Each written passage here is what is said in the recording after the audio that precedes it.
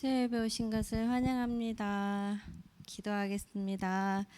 전능하신 아버지 하나님의 사랑과 은혜에 감사드립니다. 오늘도 이렇게 예배하는 자리 지킬 수 있도록 하여 주시고 말씀을 사모하는 마음 주셔서 감사합니다. 쉬지 않고 기도하되 지치지 않는 마음 주시옵소서. 나약하고 의지하고픈 마음을 주님께 쏟을 수 있도록 영과 육을 붙잡아 주시옵소서. 병거 중에 있는 성도님들 주님의 은혜와 국률하심이 필요합니다. 원치 않는 질병이지만 주님의 고난에 동참하는 것으로 기뻐하게 하여 주시고 능히 이길 힘도 주실 줄 믿습니다. 교회 기관들이 활성화되기를 원합니다. 비록 재개발로 인하여 어수선하지만 우리 마음들을 더욱 붙들게 하시어 환경에 치우치지 않고 굳건한 믿음으로 나아가게 하여 주시옵소서. 내일 있을 재판에서도 하나님의 도우심이 필요합니다.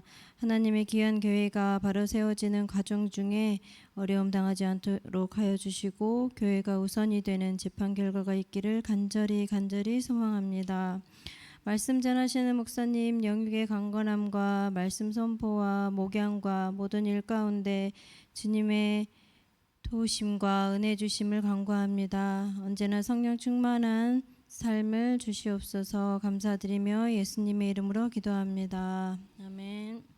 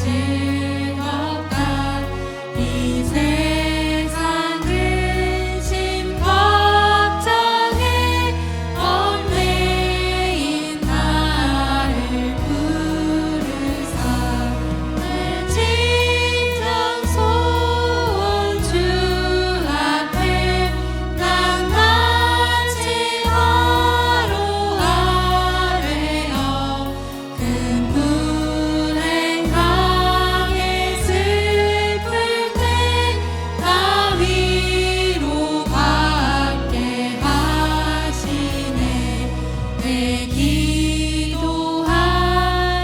그 시간 내게는 가장 귀하다. 저 광야 같은 세상을 끝없이 방황하면서 위태한 길로 나갈 때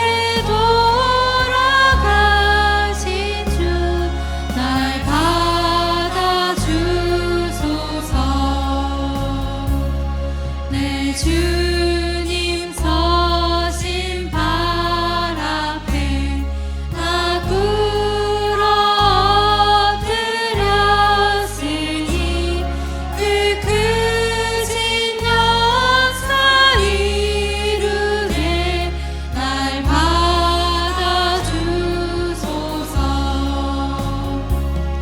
내 모습 이대로 주 받아주소서.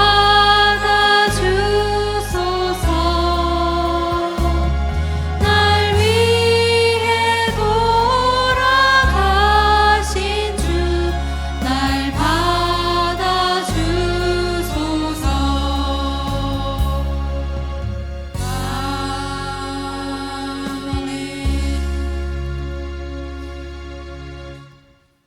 목사님 나오셔서 말씀 전하시겠습니다.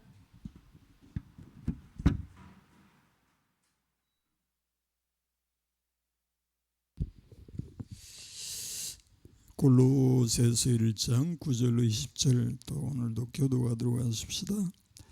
이로써 우리도 듣던 날부터 너희를 위하여 기도하기를 그치지 아니하고 구하노니 너희로 하여금 모든 신령한 지혜와 총명에 하나님의 뜻을 아는 것으로 채우게 하시고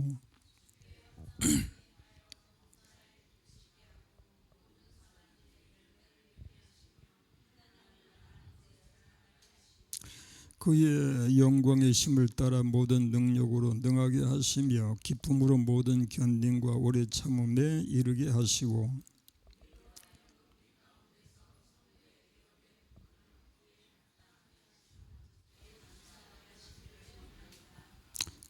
그가 우리를 흑암의 권세에서 건져내사 그의 사랑의 아들의 나라를 옮기셨으니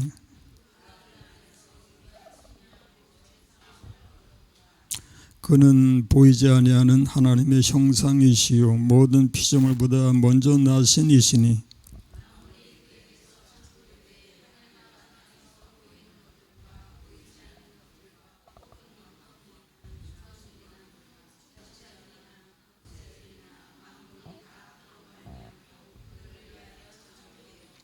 또한 그가 만물보다 먼저 계시고 만물이 그 안에 함께 섰느니라.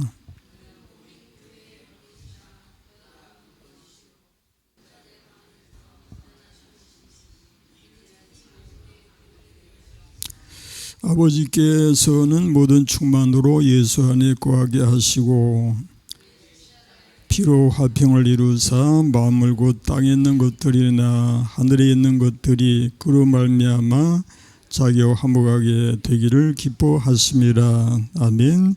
기도하십시다.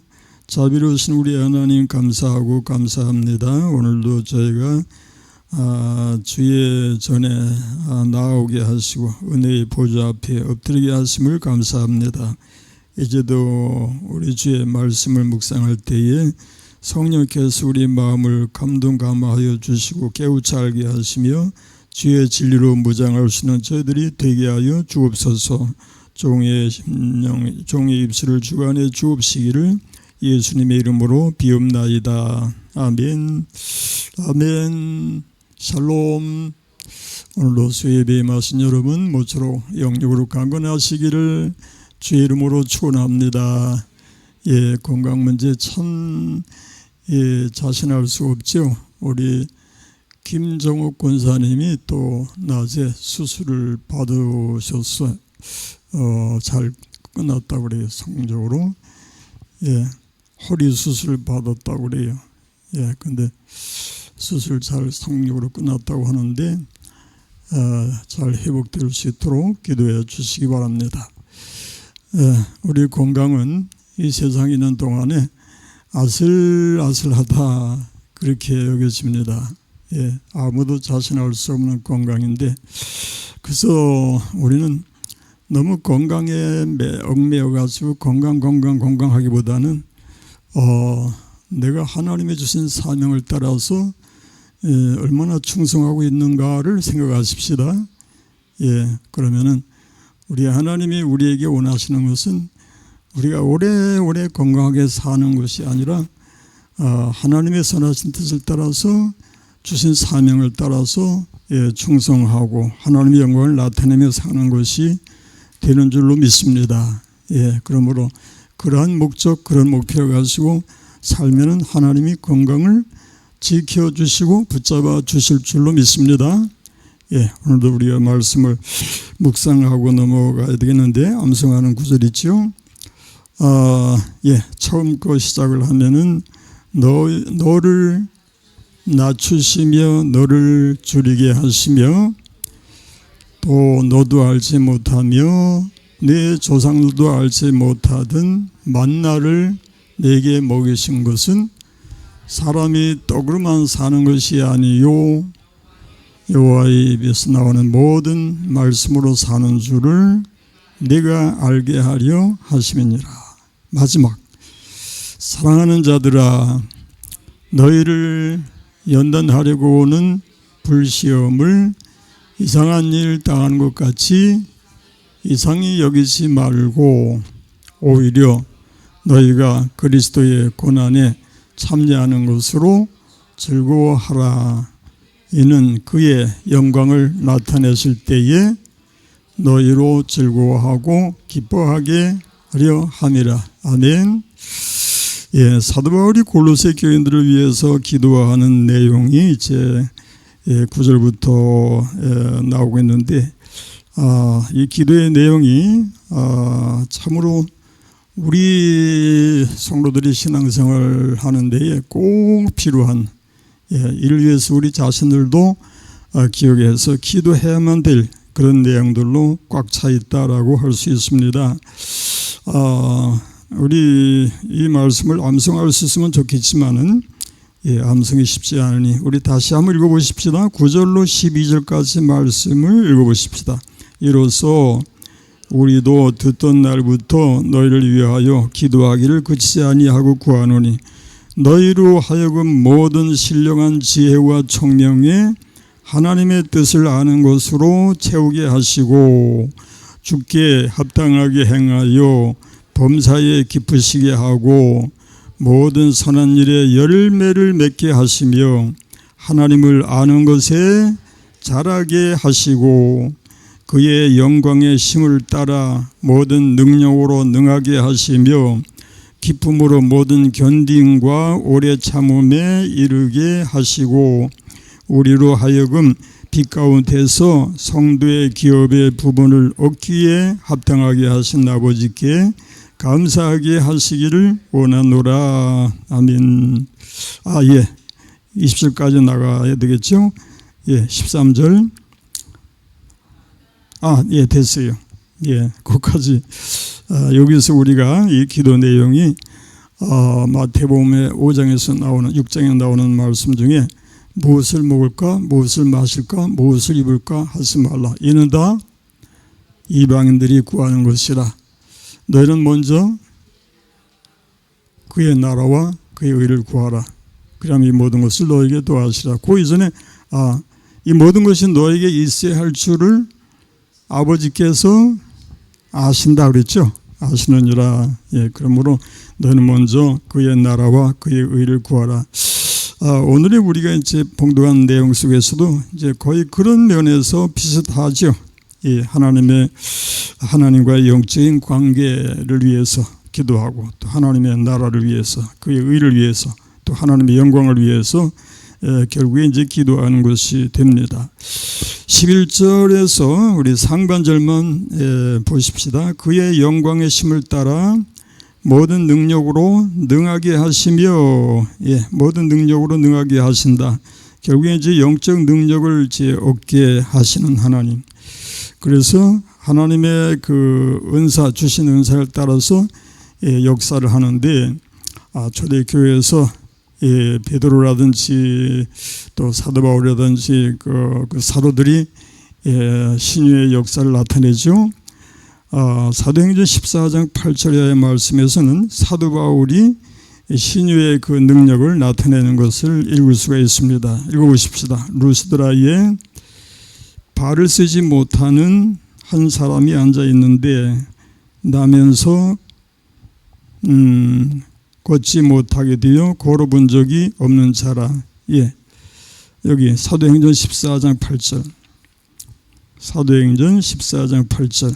예, 루스드라에 발을 쓰지 못하는 한 사람이 앉아 있는데 나면서 걷지 못하게 되어 걸어본 적이 없는지라. 바울이 말하는 것을 듣거늘 바울이 주목하여 구원받을 만한 믿음이 그에 있는 것을 보고 큰 소리로 이르되 네 발로 바로 일어서라 하니 그 사람이 일어나 걷는지라.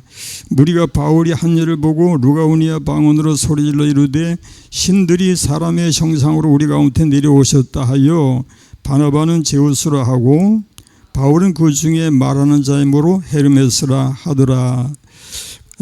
그리고 시위의 제우스 신당의 제사장이 소와 화원들을 가지고 대문 앞에 와서 무리와 함께 제사하고자 하니 두 사도 바나바와 바울이 듣고 옷을 찢고 무리 가운데 뛰어 들어가서 소리질러 이르되 여러분이요 어찌하여 이러한 일을 하느냐. 우리도 여러분과 같은 성령을 가진 사람이라. 여러분에게 복음을 전하는 것은 이런 헛된 일을 버리고 천지와 바다와 그 가운데 만물을 지으시고 살아계신 하나님께로 돌아오게 함이라. 하나님이 지나간 세대에는 모든 민족으로 자기들의 길들을 가게 방임하셨으나 그러나 자기를 증언하지 아니하신 것이 아니니 곧 여러분에게 하늘로부터 비를 내리시며 결실기를 주시는 선한 일을 하사 음식과 기쁨으로 여러분의 마음에 만족하게 하셨느니라 하고 이렇게 말하여 겨우 무리를 말려 자기들에게 제사를 못하게 하니라. 예, 여기서 사도 바울이 이제 신유의 역사를 나타내서 환자를 이제 병자를 고치잖아요. 그랬더니만 그것을 지켜본 사람들이 그 사도 바울 앞에 이제 엎드려 절을 하려고 하잖아요. 제사 지내려고 그러잖아요. 그랬더니 이 사도 바울과 바나바가 너무 놀라가지고 그 사람들을 이제 말리면서 이렇게 하지 말아라. 우리는 너희와 같은 성령을 가진 사람이라. 우리에게 이렇게 하지 말고 살아계신 하나님 앞에 경배하라. 이런 식으로 이제 권면하는데 여기서 우리가 다른 사람의 경우를 찾아본다면은 사도행전 12장 21절에 나오는 헤롯의 이야기예요. 헤롯은 같은 형편과 처지에서 어떻게 처신을 하는가 한번 읽어보십시다. 헤롯이 나를 택하여 왕복을 입고 단상에 앉아 백성에게 연설하니 백성들이 크게 부르되 이것은 신의 소리요 사람의 소리가 아니라 하거늘 헤롯이 영광을 하나님께로 돌리지 아니하므로 주의 사자가 고치니 벌레에게 먹혀 죽으니라 그랬어요. 헤롯이 백성이 모인 중에서 연설을 합니다. 제 왕으로서 백성들 앞에서 나름대로 이제 연설을 했는데 그 연설을 듣고 그 백성들이 환호를 하며 뭐라고 합니까? 이것은 신의 소리요 사람의 소리가 아니라 그렇게 이제 높여주니까 그랬더니 23절에서 헤롯이 영광을 뭐라고 그랬어요? 하나님께 돌리지 아니하므로 주의 사자가 고치니 벌레에게 먹혀 죽으니라 그랬어요. 여기서 헤롯과 사도 바울의 차이가 뭡니까? 사도 바울은 같이 참 영광을 받을 입장에 있었지만도 자기가 영광을 받지 아니하고 하나님께 영광을 돌리는 겸손한 위치에 섰고 이 헤롯은 자기에게 영광을 돌려줄 때에 그것을 자기가 독차지하고 하나님께 영광을 돌려야 할 것을 자기가 그 영광을 가로채는 그런 입장이 되었더라 그런 얘기입니다. 그랬더니 하나님이 징벌하셔서 벌레에게 먹혀 죽었더라 그렇게 이제 나오는데 요한복음 12장 43절 말씀에 보면요. 그들은 사람의 영광을 하나님의 영광보다 더 사랑하였더라 라고 하는 말씀은 헤롯 같은 경우에 하나님께 돌려야 할 영광을 자기가 차지하게 되는 경우를 가리키는 말씀이죠. 예를 들어서 이제 신유의 그 은사가 좋은 것이고 하나님께로부터 주어진 것이면 그건 좋은 것임에 틀림없어요. 그런데 때에 따라서 이제 문제가 드러나는 것이 뭔가 하면은 신유의 은사를 받아서 병자를 고쳤다 하면은 안진뱅이가 일어났다라든지 이 암 환자가 다 죽게 된 암 환자가 살아났다라고 하면은 어이구 얼마나 그 대단한 일이에요. 그럼 주변에서 이제 난리가 나죠.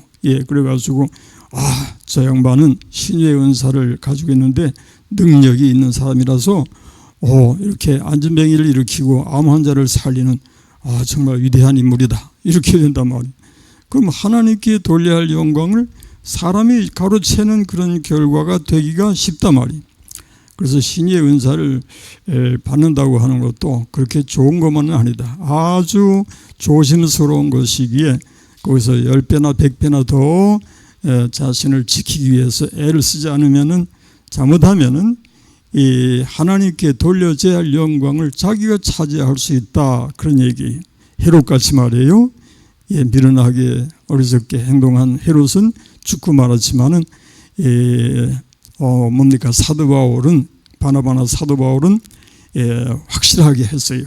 물론 하나님의 능력으로 병자를 고쳤지만은 자기들이 고친 것이 아니고 하나님의 역사였다. 이것은 온전히 하나님이 그의 그 영광을 위해서 나타내신 것이다. 이렇게 확실하게 밝혔더라. 그런 말씀이죠. 우리 하나님의 성도에게 가장 중요한 것이 뭔가 하니까 11절 말씀 상반절대로 그의 영광의 힘을 따라 모든 능력으로 능하게 하시며 라고 했는데 이것이 과연 어떠한 것을 말하는 것인가를 생각해 보십시다. 그래서 그것을 설명하는 말씀으로 마태복음 5장 16절을 읽어보십시다. 이같이 너희 빛이 사람 앞에 비치게 하여 그들로 너희 착한 행실을 보고 하늘에 계신 너희 아버지께 영광을 돌리게 하라. 아멘. 우리 모두는 하나님의 영광을 위해서 존재한다라는 것을 기억하시기 바랍니다. 그래서 우리가 목적하는 바는 어떻게 하면 우리 하나님께 영광을 돌릴 것인가가 되어야 한다. 그런 말씀이에요. 어떻게 하면 내가 높아질까 그런 생각을 해서는 안 되고 헤롯같이 하지 말고 사도 바울처럼 확실하게 하나님께만 영광을 돌리기 위해서 애쓰고 노력하는 우리가 됨이 마땅한 줄로 믿으시기 바랍니다. 너희 착한 행실을 보고 하늘에 계신 너희 아버지께 뭘 돌리게 하라? 영광을 돌리게 하라. 이것이 우리 성도의 마땅한 자세입니다. 그 다음에 이제 11절 중반절에 보면요. 따라해 보세요. 기쁨으로 모든 견딘과 오래 참음에 이르게 하시고, 기쁨으로라고 했는데, 기쁨의 반대는 물론 슬픔이겠죠. 그런데 기쁨은 귀한 것이나 슬픔은 제 불행이 되는데, 인생살이에서는 이 기쁨과 슬픔을 하나님이 병행하게 하신다라고 해요. 전도서 7장 14절 읽어보십시다. 전도서 7장 14절 말씀 뭐라 그랬어요? 형통한 날에는 기뻐하고 공고한 날에는 되돌아보아라. 이 두 가지를 하나님이 병행하게 하사 사람이 그의 장래일을 능히 헤아려 알지 못하게 하셨느니라. 이것은 우리 사람으로 하여금 내일 일을 알지 못하게 하시는 하나님. 내일 일은 우리가 오늘 교회도 내일 이제 재판이 있잖아요. 그런데 재판이 어떻게 진행이 될지 모르겠는데 아마 내일은 그렇게 크게 의미를 둘 수가 없는 것 같아요. 이야기 돌아가는 거 보니까 이제 오래오래 지연이 되고 또 끌게 된다고 얘기를 하는데 잘 모르겠어요. 좌우지간에 우리가 내일 일을 알지 못해요. 우리가 개인적으로나 국가적으로나 교회적으로나 내일 일에 대해서 우리는 알지 못하기 때문에 언제나 우리는 겸손하게 하나님 앞에 엎드리고 기도할 뿐입니다. 아멘. 우리는 아무것도 자랑할 수가 없어요. 너는 내일 일을 자랑하지 말라. 하루 동안에 뭐라 그러죠? 무슨 일이 일어날는지 내가 알 수 없음이니라. 그러니 우리는 오직 하나님 앞에 오늘이라고 하는 한 날에 겸손하게 엎드리며 주의 인도하심을 구함이 마땅한 줄로 믿습니다. 하나님이 이렇게 이제 슬픔과 기쁨이 병행하게 하신다라고 하셨는데 이것이 하나님의 섭리일 수밖에 없지요. 우리 인생은 하나님의 피조물 된 우리 인생은 기쁨이 왔다가 또 슬픔이 왔다가 그렇게 해서 언제 또 슬픔이 올지 알지 못하는 그런 피조물 인생이기 때문에 겸손해질 수밖에 없는데, 만약에 우리에게 기쁨만 있고 또 그 기쁨을 내 마음대로 주장할 수 있다면 얼마나 교만해질까요, 인생이. 그러면 하나님처럼 되겠다고 하나님과 같이 참 높아지는 바벨탑을 쌓는 그런 인생이 될 수 있어요. 하나님은 우리로 하여금 이렇게 모든 것이 병행하게 하셔서 겸손하게 우리로 낮은 자리에서 오직 하나님을 섬겨 살게 하신 줄로 믿습니다. 그리고 이제 야고보서 5장 13절에 보니까 고난의 때에 또 즐거운 때에 어떻게 하라고 하시나요? 너희 중에 고난당하는 자가 있느냐? 그는 기도할 것이요. 즐거워하는 자가 있느냐? 그는 찬송할지니라.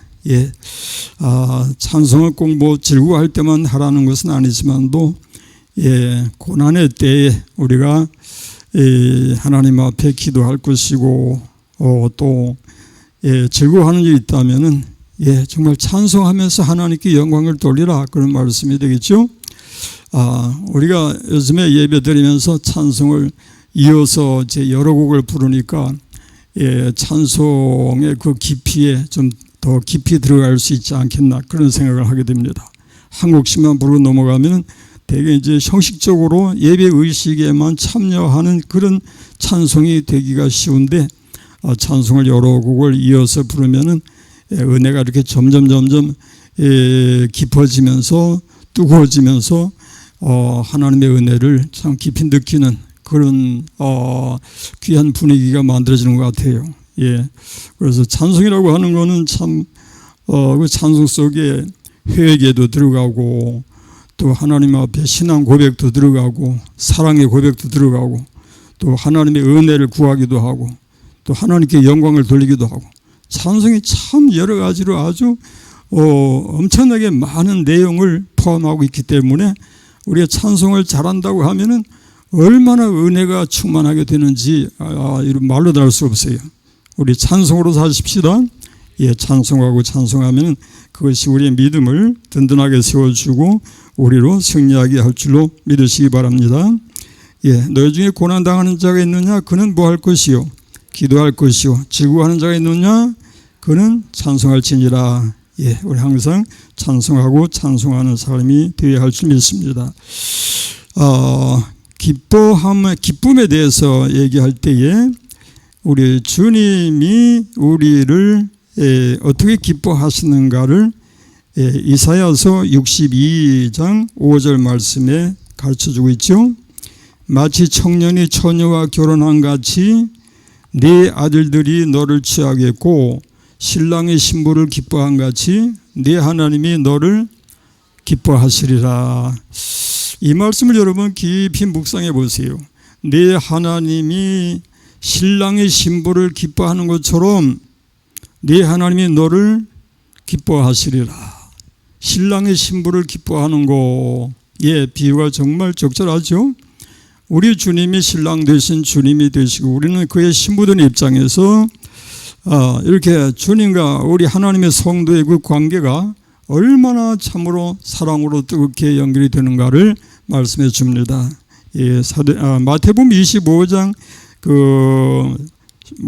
여기 지혜로운 다섯 처녀 이야기도 한번 우리 읽어보십시다. 마태복음 25장 1절의 말씀. 그때의 천국은 마치 등을 들고 신랑을 맞으러 나간 10 처녀와 같다 하리니 그 중에 5은 미련하고 5은 슬기 있는 자라.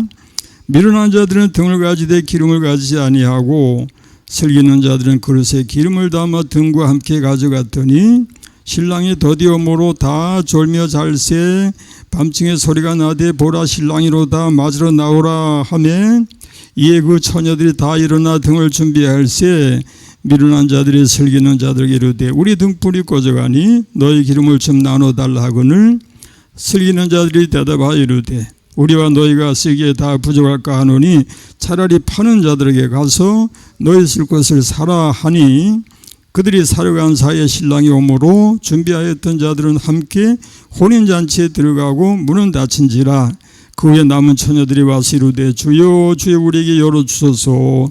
대답하여 이르되 진실로 너희에게 이르노니 내가 너희를 알지 못하노라 하였느니라. 그런즉 깨어있으라. 너희는 그날과 그때를 알지 못하느니라.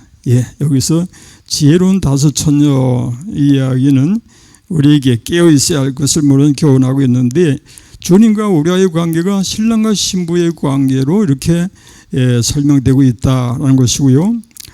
하나님이 이스라엘 백성에게 있어서 하나님이 남편 되시고 이스라엘 백성이 그의 아내 될 입장이라고 또 구약에서 이제 비유로 설명이 되기도 합니다. 그래서 하나님과 우리와의 관계, 얼마나 참 뜨거운 사랑의 관계인가를 우리가 알아야 우리 하나님의 은혜도 우리가 깨닫고 하나님을 사랑할 수도 있고 하나님의 사랑에 대해서 감사도 할 수 있고 하나님과 참 사랑의 관계로 연결이 될 것입니다. 찬송하십시다.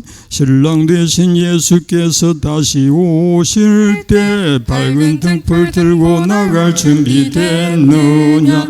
그날 밤에 주님 맞을 등불이 준비됐느냐. 예비하라. 우리 신랑 예수 오실 때 밝은 등불 손에 들고 기쁨으로 주를 맞겠네. 후렴만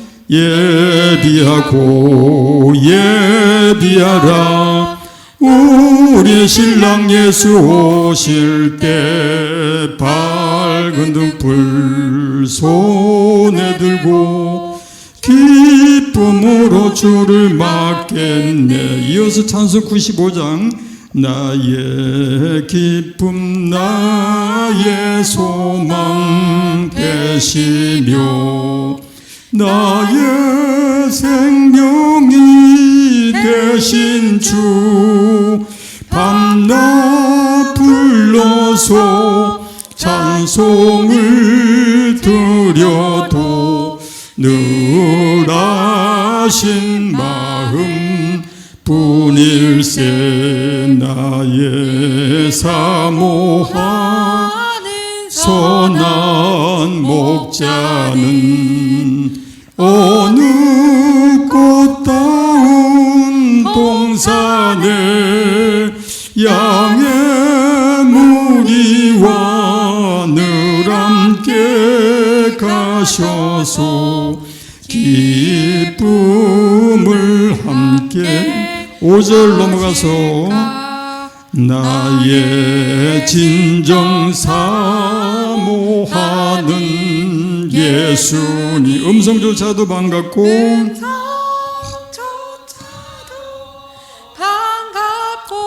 나의 생명과 나의 참 소망은 오직 주 예수뿐일세. 주 예수뿐일세. 아멘. 그 다음에 모든 견딘과 라고 했는데요, 마태복음 10장 22절 말씀에 견디는 자의 이야기를 읽어보십시다. 또 너희가 내 이름으로 말미암아 모든 사람에게 미움을 받을 것이나 끝까지 견디는 자는 구원을 얻으리라. 이것은 핍박이 있을 때에 견디지 않으면은 패배하겠죠. 승리자가 되지 못하겠죠. 견뎌야만 승리할 수 있는데, 잘 견딘 사람 중에 대표로 역시 이제 사도 바울을 들 수 있는데, 고린도후서 11장 22절 말씀 이하의 말씀 읽어보십시다. 사도 바울은 대단한 사람이에요. 역시 그 어려운 일을 잘 견뎌냈더라, 그런 얘기인데 읽어보십시다. 그들이 히브리인이냐 나도 그러하며, 그들이 이스라엘인이냐 나도 그러하며, 그들이 아브라함의 후손이냐 나도 그러하며, 그들이 그리스도 일꾼이냐 정신없는 말을 하거니와 나는 더욱 그러하도다. 내가 수고를 넘치도록 하고 옥에 갇히기도 더 많이 하고 매도 수없이 맞고 여러 번 죽을 뻔하였으니 유대인들에게 40에서 하나 감한매를 5번 맞았으며 3번 태장으로 맞고 1번 돌로 맞고 3번 파선하고 일주야를 깊은 바다에서 지냈으며 여러 번 여행하면서 강의 위험과 강대 위험과 동족의 위험과 이방인의 위험과 시내의 위험과 광야의 위험과 바다의 위험과 거짓 형제 중의 위험을 당하고 또 수고하며 애쓰고 여러 번 자지 못하고 줄이며 목마르고 여러 번 굶고 춥고 헐벗었노라. 이 일은 고사하고 아직도 날마다 내 속에 누리는 일이 있으니 곧 모든 교회를 위하여 염려하는 것이라. 누가 약하면 내가 약하지 아니하며 누가 실족하게 되면 내가 애타지 아니하더냐. 내가 부득불 자랑할진대 내가 약한 것을 자랑하리라. 주 예수의 아버지 영원히 찬송할 하나님이 내가 거짓말 아니하는 것을 아시느니라. 다메섹에서 아리다 왕의 고관이 나를 잡으려고 다메섹 성을 지켰으나 나는 광주리를 타고 들창문으로 성벽을 내려가 그 손에서 벗어났노라. 예, 그 앞에서 사도 바울이 그 고통당한 건 뭐 이런 말을 할 수도 없고요. 예, 마지막 33절에서도 나는 광주리를 타고 들창문으로 성벽을 타고 내려가 그 손에서 벗어난다. 예, 사도 바울의 생애가 이러했어요. 예, 너무너무 힘든 그런 생애를 보낸 사도 바울인데 이것을 견뎠더라 그런 말이에요. 예, 사도 바울은 이걸 잘 견뎌서 승리하는 자가 되었더라. 어떻게 이것이 가능했을까? 두 가지 입장에서 설명을 할 수 있다면, 예, 사도 바울이 처음에는 예수를 대적하는 핍박자가 됐었다가 사도행전 9장에서 보면은 다메섹 도상에서 부활하신 주님을 만나죠. 예, 만나서 사울아 사울아, 예, 사도 바울의 먼저 이름이 사울이니까 사울아 사울아 네가 왜 나를 핍박하느냐. 사도 바울이 뭐라고 합니까? 주여 주여. 그다음 뭐라 해요? 뉘시니까 그러잖아요. 예, 주여 뉘시니까. 그랬더니 예수님 뭐라고 그러세요? 나는 네가 핍박하는 예수라. 예, 그런 역사. 그로 인해서 사도 바울이 거기서 이제 눈이 이제 며칠 동안 보이질 않았죠. 예, 캄캄하고 아무것도 안 보이는 그런 상태가 됐었는데, 예, 그런 역사를 체험한 사도 바울은 예수를 부인할래야 부인할 수가 없었더라 그런 얘기죠. 예, 그렇게 해서 자기의 그 삶 속에 나타난 우리 예수님의 그 부활하신 주님과의 그 만남, 그 사건을 통해서 다른 사람과 달리 참 더 명료하게, 예, 부활의 주님이 사도 바울 앞에 나타나셔서, 예, 그에게 이제 그 사명을 주시죠. 예, 그래서 복음을 전하는 그 사도가 되었는데, 사도 바울이 사도라고 하는 이유는 바로 그 다메섹 도상의 부활의 주님을 만나서, 예, 주님께로부터 그 명령을 받았다고 하는 그 사실이, 예, 그를 사도로, 예, 인정받게 했더라 그렇게 얘기합니다. 예. 그러고 나서 이제 그 다음에 닥쳐는 여러 가지 고난들을, 예, 다 이겨낼 수가 있었다고 하는 것은 그런 경험이 있었기 때문에, 그런 체험을 했기 때문에 잊을래야 잊을 수 없고 부인할래야 부인할 수 없는 그런 체험이었더라 그런 얘기고요. 그리고 이제 그것만 가지고 얘기할 수 있는 것이 아니고, 예, 사도 바울에게 견디게 하시는 하나님의 능력이 임하였더라 그런 말씀이죠. 다시 말하면 하나님이 도와주셨더라. 아멘. 예, 하나님이 도와주셨기에 그 무수한 고난을 견디고 이겨낼 수가 있었더라 그런 말씀이에요. 예, 사도 바울이 아무리 위대한 사도 바울이라 할지라도, 아무리 뭐 소위 그 악바리 근성을 가지고서, 예, 잘 참아냈다 할지라도 하나님이 은혜 안 해주시고 하나님이 돕지 아니하시더라면은 사도 바울도 별 수 없더란 얘기. 예, 그것은 우리 모두가, 예, 우리가 이런 고난의 때에 뭐 꼭, 예, 사도 바울 같은 그런 핍박을 당하지는 아니한다 할지라도 우리 인생살이 속에서 많은 고난과 역경이 있는데 그런 고난을 이겨내기 위해서는 하나님의 붙잡아 주시는 은혜가 필요하다고 하는 것을 기억하시기 바랍니다. 예, 내 힘으로는 절대 안 되고요. 하나님이 성령의 위로가 우리 마음속에 넘치게 하시고 붙잡아 인도하셔서 승리하게 하실 때 우리가 하나님께 영광을 돌리게 될 줄로 믿으시기 바랍니다. 예, 그래서 시편 73편 23절 말씀에 보니까 읽어보십시다. 뭐라고 그래요? 내가 항상 주와 함께하니 주께서 내 오른손을 붙드셨나이다. 아멘. 여러분도 바로 이런 고백을 하시기 바랍니다. 주께서 내 오른손을 뭐라고? 붙으셨나이다. 이사야 41장 10절 말씀 뭐라고 합니까? 두려워하지 말라. 내가 너와 함께함이라. 놀라지 말라. 나는 네 하나님이 됨이라. 내가 너를 굳세게 하리라. 참으로 너를 도와주리라. 참으로 나의 의로운 오른손으로 너를 붙들리라 하면은 아멘을 외쳐주세요. 아멘. 예, 오른손으로, 의로운 오른손으로 너를 붙들어 주겠다 하시니 아멘으로 받아들이시면 됩니다.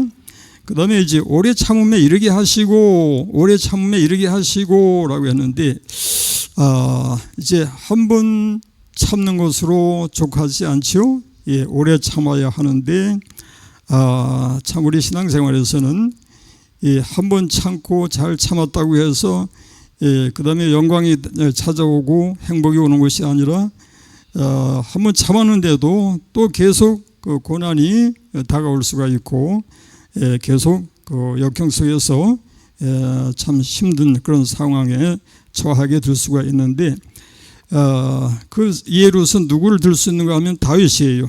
예, 다윗이 이스라엘의 왕 자리에 이제 올라앉기까지 오랜 시간이 걸려야만 했다고 하는 것을 여러분이 아실 겁니다. 예, 그동안에 이 다윗은 참 너무너무 참 힘든 그런 고난을 견뎌내야 했고 오래 참아서 마침내 승리했더라 그런 얘기예요. 우리 사무엘상서 21장 10절의 말씀 읽어보십시다.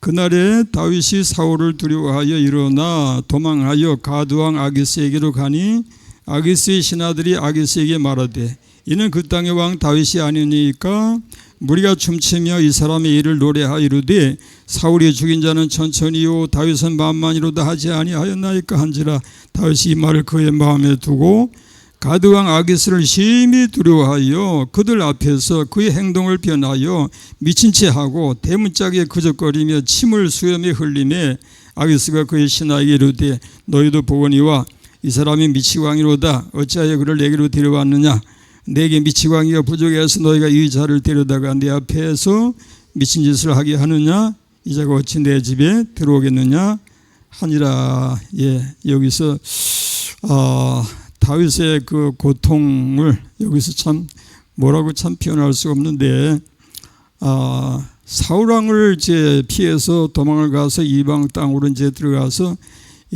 여기 아기스 왕 앞에까지 이제 나가게 되는데 그 아기스 왕 앞에서 상황이 이제 위태롭고 하니까 미친 채 했단 말이죠. 예, 미친 채 해가지고 14절 말씀에 보니까 13절에 뭐라 그랬어요? 그들 앞에서 그의 행동을 변하여 미친 채 하고 대문짝에 그적거리며 침을 수염에 흘리며 예, 너무 이거 참 비참하기 그지없는 그런 모습을 다윗이 보여줘요. 이렇게까지 다윗이 오랜 동안에 어려운 그런 상황을 겪어야만 했더라 그런 말씀이에요. 예, 그래서 마침내 이제 하나님이 이제 인도하셔서 이스라엘의 왕이 되어서 하나님께 참 영광을 돌리게 되었는데 참으로 이 다윗이 이런 고난을 이제 겪게 된 이유는 뭐니 해도 그를 통해서 하나님이 연단하시고 훈련하시고 인도하셨더라 그런 말씀이고요.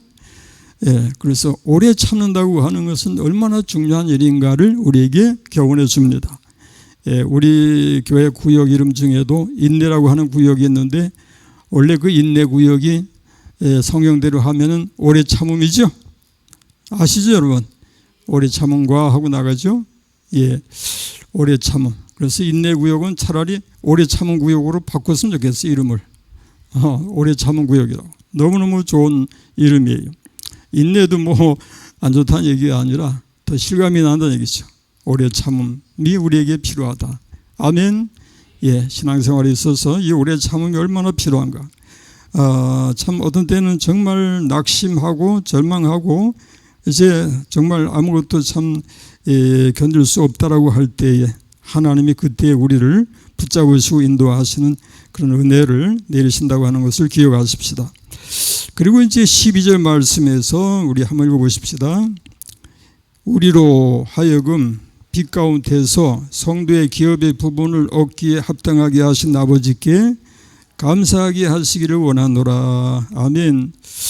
예, 우리 하나님 앞에 감사하는 삶이 되어야 할 줄로 믿습니다. 감사의 반대는 뭘까요? 불평, 불만이겠죠.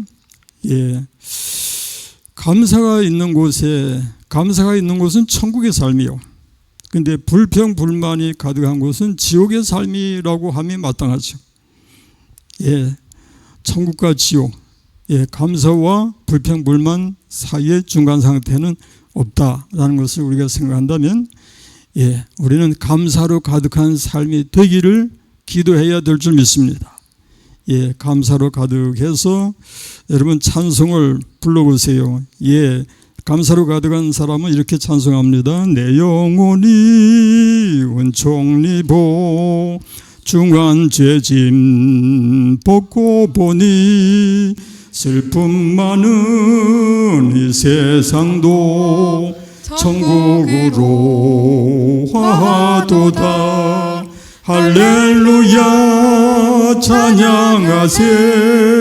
내 모든 죄 사함받고 주 예수와 동행하니 그 어디나 하늘나라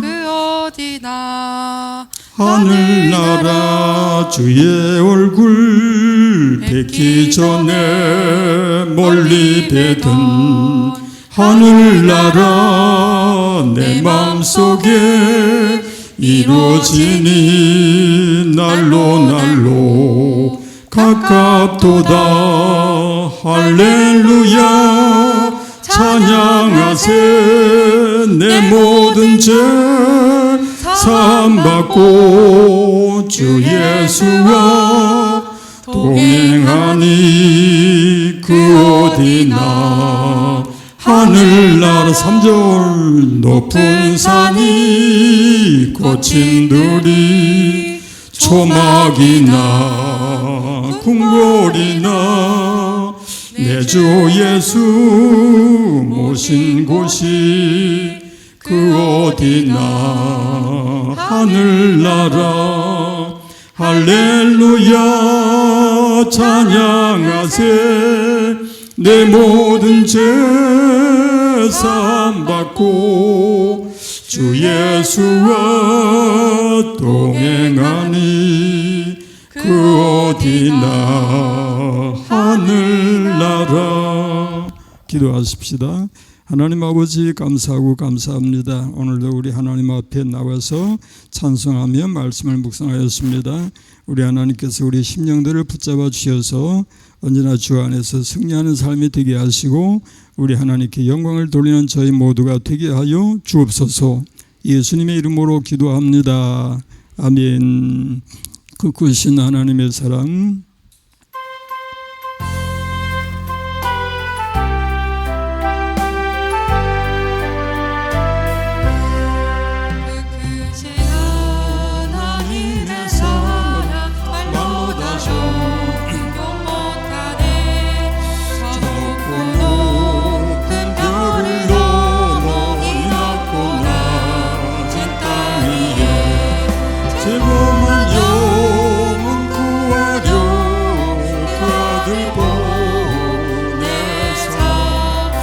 목재물 삼으시고 죄 용서하셨네.